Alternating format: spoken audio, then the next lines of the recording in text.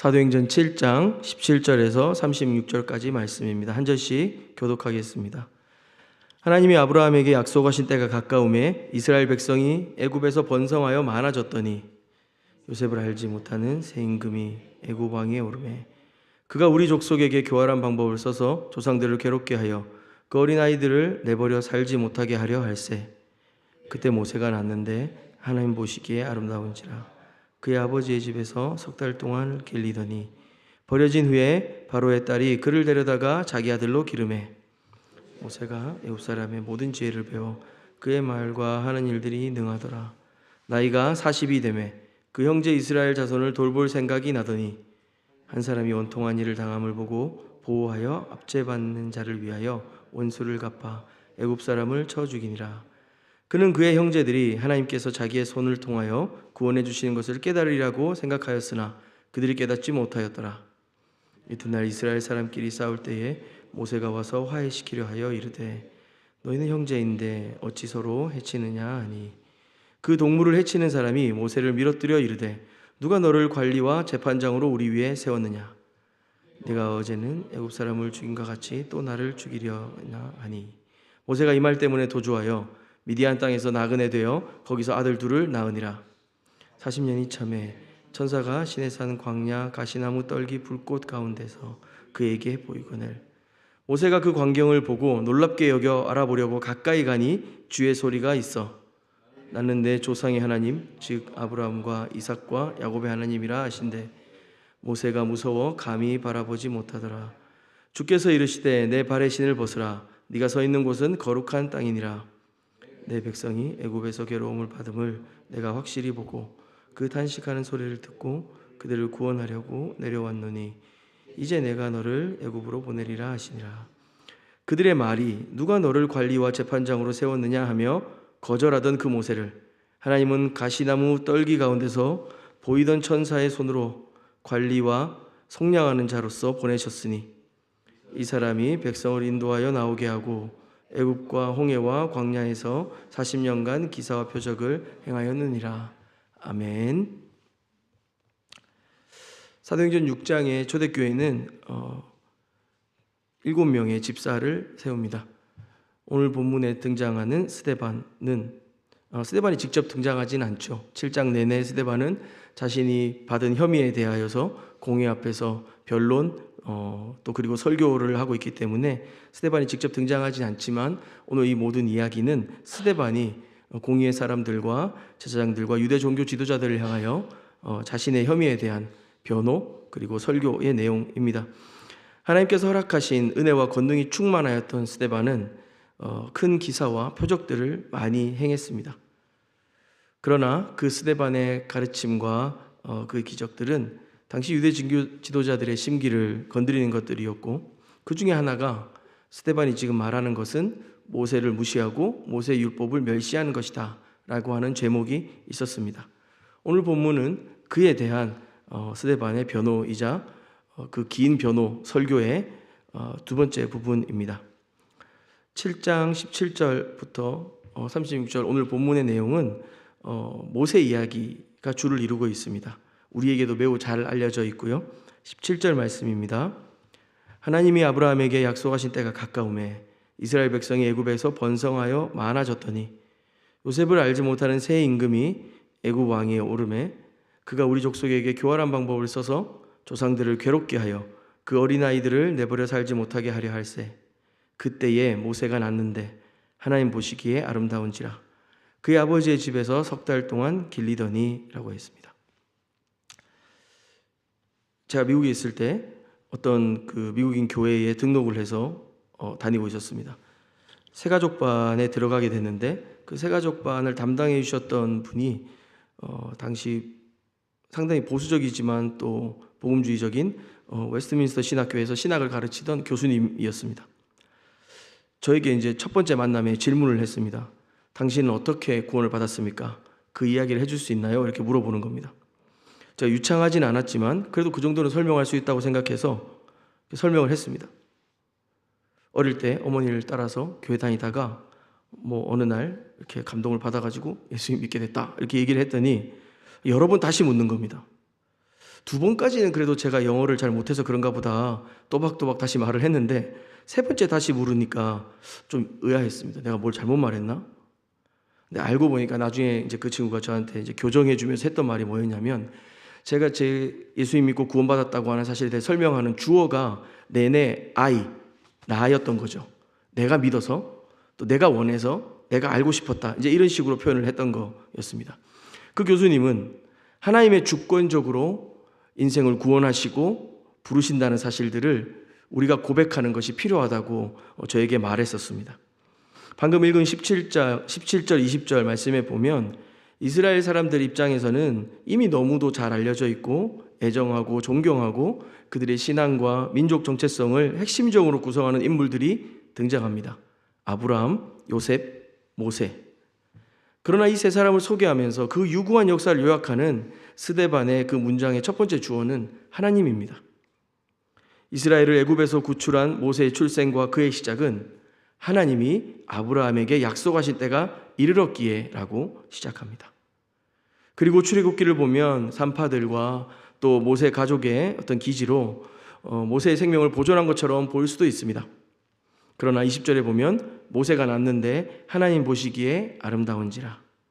하나님이 주권적으로 이 모든 사건들을 주도하고 계시다고 하는 것을 스데반은 강조하고 있습니다.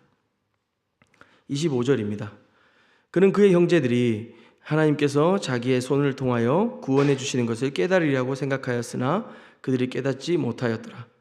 이튿날 이스라엘 사람끼리 싸울 때에 모세가 와서 화해시키려 하여 이르되 너희는 형제인데 어찌 서로 해치느냐 하니 그 동물을 해치는 사람이 모세를 밀어뜨려 이르되 누가 너를 관리와 재판장으로 우리 위에 세웠느냐? 네가 어제는 애굽 사람을 죽인과 같이 또 나를 죽이려느냐 하니, 하나님께서는 지금 이스라엘 백성들이 이 애굽 가운데 당하고 있는 이 고통과 이들의 그 외치는 호소들을 들으십니다. 그리고 그 이스라엘을 구원하시기 위해 모세를 택하셨고 부르셨습니다. 아주 특별한 방법으로 그는 생명을 보존하게 되었고 애굽 공주의 양자가 됩니다. 당대 최고의 권력과 또 어떤 학문적 또 정치적 군사적 교육을 받을 수 있었던 애굽 왕실에서 모세는 뛰어난 아들로 자랍니다. 애굽에서 그렇게 오랜 시간 종살이하던 이스라엘 사람들에게 이 애굽 왕실의 모세, 애굽의 왕자 모세라면 그가 리더로서는 충분한 조건이었을 것입니다. 그러나 이스라엘 백성들은 모세를 그들의 지도자로 받아들이지 않습니다. 방금 읽은 25절 말씀에 보면 하나님께서는 모세를 통해 그 백성을 구원하시고자 하는 계획을 가지고 계셨습니다. 그리고 왕실에서 40년간 준비시키셨지만 그 백성들은 정작 모세를 지도자로 인정하려 하지 않았습니다. 이스라엘 사람들 간의 다툼을 중재하려고 모세가 나섭니다.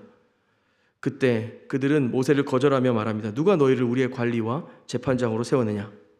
모세를 인정하지 않죠. 그리고 그 전날 밤에 있었던 모세의 살인사건을 언급하게 됩니다. 폭로하게 됩니다. 그로 인해 그 이스라엘 백성의 거부와 폭로로 모세는 미디안 광야로 도망갑니다. 그리고 또 40년의 시간을 보내게 됩니다. 30절입니다. 40년이 참에 천사가 시내산 광야 가시나무 떨기 불꽃 가운데서 그에게 보이거늘 모세가 그 광경을 보고 놀랍게 여겨 알아보려고 가까이 가니 주의 소리가 있어 나는 내 조상의 하나님 즉 아브라함과 이삭과 야곱의 하나님이라 하신대 모세가 무서워 감히 바라보지 못하더라. 주께서 이르시되 내 발에 신을 벗으라 네가 서 있는 곳은 거룩한 땅이니라. 마치 40년이 어떤 의도를 가진 시간인 것처럼 30절은 40년이 참회라고 시작하고 있습니다. 그 시간 동안 모세도 광야에서 새롭게 다루어지고 준비되는 시간이었을 것입니다. 그리고 하나님은 또다시 주도적으로 모세를 부르시고 역사하십니다. 모세를 찾아오셨습니다. 모세는 더욱 하나님께 민감하고 열린 사람이 되었습니다. 가시나무 떨기의 불꽃을 보고 그것을 알아보려고 가까이 다가가며 주의 음성 가운데 듣는 사람이 되었습니다. 겸손하게 하나님이 발을 벗으라 네 발에 신을 벗으라 네가 서 있는 곳은 거룩한 땅이라 하실 때 모세는 거기에 반응하였고 이제는 다시 하나님께서 부르셔서 이스라엘 백성을 구원하는 지도자로 보내기에 이르게 됩니다. 34절 말씀에 보면 내 백성이 애굽에서 괴로움 받음을 내가 확실히 보고 그 탄식하는 소리를 듣고 그들을 구원하려고 내려왔노니 이제 내가 너를 애굽으로 보내리라 하시니라. 말씀하시는 주체는 떨기나무 곁에 있었던 천사입니다. 보통은 성경에서 천사들이 나타났을 때 몇 가지 유형이 있는데요. 그 천사들에게 경배하거나 엎드리거나 하는 그런 사건들이 있을 때에는 하나님의 현현하심이라고 생각하는 경우들이 많이 있습니다. 오늘 본문은 하나님이 매우 주권적이고 특별한 방식으로 모세를 찾아오셔서 내가 확실히 보고 그 탄식하는 소리를 듣고 그들을 구원하려고 내려왔다라고 말씀하십니다.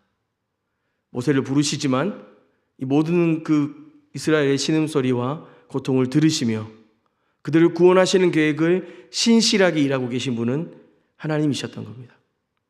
35절입니다. 그들의 말이 누가 너를 관리와 재판장으로 세웠느냐 하며 거절하던 그 모세를 하나님은 가시나무 떨기 가운데서 보이던 천사의 손으로 관리와 속량하는 자로서 보내셨으니 이 사람이 모세입니다. 이 사람이 백성을 인도하여 나오게 하고 애굽과 홍해와 광야에서 40년간 기사와 표적을 행하였느니라. 모세에 대하여 본문의 말씀 가운데 등장한 이 하나님의 계획. 이스라엘은 하나님이 보내신 모세를 거절하였고 또 준비시키고 오랜 시간 동안 40년간 미디안 광야에서 다시 또 준비되고 떨기나무에서 부르셔서 보낸 모세였지만 이스라엘은 그와 함께하는 시간 동안에 신실하지 못했습니다. 광야에 있는 동안 수없이 모세를 괴롭혔고 그 구원을 주도하시고 이끄시는 하나님을 업신여겼습니다.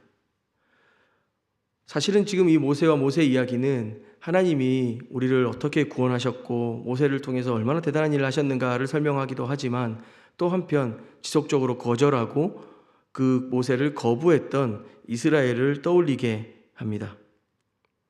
그 출애굽과 모세의 시간 수천 년을 넘어 약 1500년, 2000년 정도의 시간이 있는데요. 그 시간을 넘어 이스라엘 땅에 하나님의 완전한 구원 계획이 실행되고 있었습니다. 하나님의 아들 예수 그리스도께서 성육신하여 이 땅에 오신 것입니다. 구약 시절 내내 수많은 선지자들이 예언하였고 하나님께서도 성령으로 확증하신 이 십자가의 죽으심과 부활 가운데 하나님의 아들로 온 땅의 구원자로 선포되신 예수 그리스도. 그러나 그들을 지속적으로 거절하고 거부하는 사람들이 있었습니다. 하나님이신 예수께서 인간의 낮고 천한 모습으로 이 땅에 찾아오셨고 많은 기사와 표적들로 이들에게 이미 임한 하나님 나라를 선포하셨습니다. 그리고 그들을 위해 십자가에서 물과 피를 쏟으사 죽으셨고 부활하심으로 하나님의 첫 열매가 되셨습니다. 그러나 그 구원자를 알아보기는커녕 그를 십자가에 못 박았고 또 그를 따르고 그를 전하는 자들을 거절하고 또 예수께 행했던 것처럼 스데반을 몰아세우고 있는 것입니다. 아브라함의 혈통, 모세의 율법을 따르는 것이 우리가 누구인지를 온전히 설명할 수 없습니다. 그로 인해 오히려 그들은 더욱 예수를 거절하고 하나님의 구원을 밀어내고 있습니다. 스데반은 지금 모세 이야기를 통해 자신이 모세의 율법을 무시하고 있다라고 하는 혐의에 대해서 다시 한번 변론하는 것입니다. 모세를 통한 하나님의 사랑과 계획이 오늘 지금 예수 그리스도를 통해 우리에게 어떻게 나타나고 있는가를 강조하고 깨닫게 합니다. 그 복음을 거절하고 미워하는 그대들을 안타까워하며 또 변론하고 있는 것입니다. 하나님의 주권을 온전히 신뢰하는 하루가 되었으면 좋겠습니다. 그분이 시작하셨고 그분이 실행하셨고 그분이 완성시킬 이 구원의 이야기들을 믿고 따랐으면 좋겠습니다. 우리의 삶 속에 일어나는 즐겁고 행복한 일뿐만 아니라 어렵고 낙담되는 모든 순간에도 하나님은 우리와 함께 하십니다. 그분의 섭리와 작전 가운데 우리의 삶을 붙들고 계십니다. 우리가 이 이야기를 믿고 붙들 수 있는 것은 이것이야말로 진짜 우리에게 기쁜 소식, 복음이 되기 때문에 그렇습니다. 이 땅에 수많은 이야기들이 있고 이 땅에 수많은 성공 스토리들이 있지만 우리는 이 복음을 붙잡고 우리 안에 참 기쁨 주시고 평안 주시고 위로 주시는 하나님과 동행하며 그 믿음으로 또 오늘 하루를 살아갈 수 있는 것입니다. 우리 함께 기도하겠습니다. 사랑하는 주님, 연약한 우리의 삶을 살피시고 돌보시는 아버지, 하나님, 우리가 헛되고 또 허망한 우리의 매일에 쫓아가는 이 세상의 것들 속에서 이 시간 겸손히 하나님께서 우리 가운데 일하시고 역사하시는 것을 고백합니다. 주님이 작정하셨고 섭리하심으로 우리의 삶을 다루시고 우리의 삶 가운데 일하고 계신 것을 믿습니다. 하나님, 아브라함의 혈통, 모세의 율법을 지키는 것이 아니라 예수 그리스도를 통해 우리에게 보여주신 하나님의 사랑, 그 신실하심, 여전히 우리는 죄인이지만 구원받은 죄인이라는 우리의 정체성을 기억하며 이 복음의 이야기 붙잡고 또 오늘 하루 믿음으로 살아내는 우리가 될 수 있도록 주님 은혜 허락하여 주시고 성령님 동행하여 주시옵소서. 예수님의 이름으로 기도합니다. 아멘. 우리 함께 두 가지 기도 제목으로 좀 기도할 텐데요. 먼저는 하나님의 섭리와 계획 안에 살아가는 담대함을 주시도록 기도했으면 좋겠습니다. 눈에 잘 보이지 않고 느껴지지 않더라도 주의 말씀이 우리에게 약속하셨고 우리가 보게 하시는 하나님의 일하심들을 우리가 순간순간 분별하고 깨달아가며 살아갈 수 있도록 기도했으면 좋겠고요. 또 이어서 예수 그리스도와 복음 이야기를 통해 우리가 주 안에서 어떤 존재로 부름받았고 어떤 사랑을 받고 있는지를 기억하며 그렇게 그 사랑 안에 오늘 하루 살아갈 수 있도록 주님 앞에 은혜를 간구하며 기도했으면 좋겠습니다. 이 두 가지 기도 제목으로 기도하신 후에 개인의 기도 제목으로 계속 나아가도록 하겠습니다.